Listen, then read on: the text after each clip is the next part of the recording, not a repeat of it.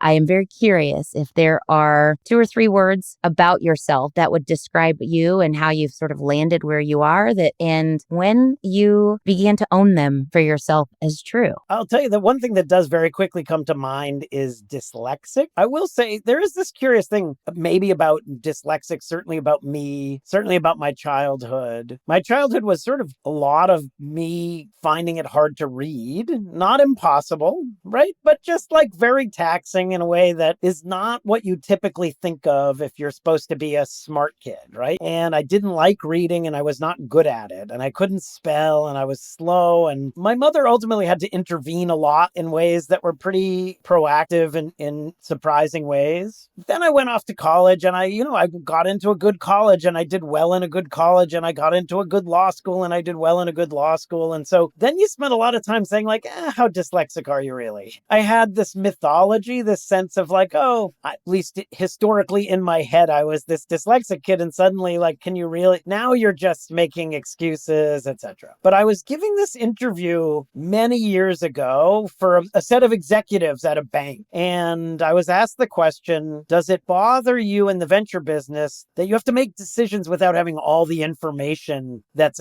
available to you? And I said, I'm dyslexic. I don't have all the information in a sentence. So I really don't worry about that. And it was just an offhanded comment. And then we continued on the discussion about venture, etc. And after the talk, one of these execs who was in the room came up to me and said to me, David, my daughter is dyslexic and I'm looking forward to going home and telling her about this conversation, telling her about you and that you went to law school and that you've managed to be a successful executive despite the fact that you had this challenge. And he was excited about that. And it struck me that I was doing a disservice not talking about it, even though I was somewhat I had imposter syndrome in a lot of ways, like, how bad could it be? So I started talking about it and I got to know some of the folks who were involved in the dyslexia world. And I went to speak at this dyslexia conference and the speakers before me were academicians, etc. And they were describing the characteristics of dyslexia. And I got up on stage to give my talk and I said, this has been extraordinary. This conference has been really affirming because I think I might be dyslexic.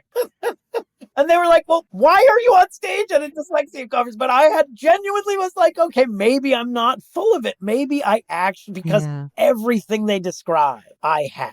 Every problem, every challenge, everything I had lived through. And then I said, okay, I really should talk about this.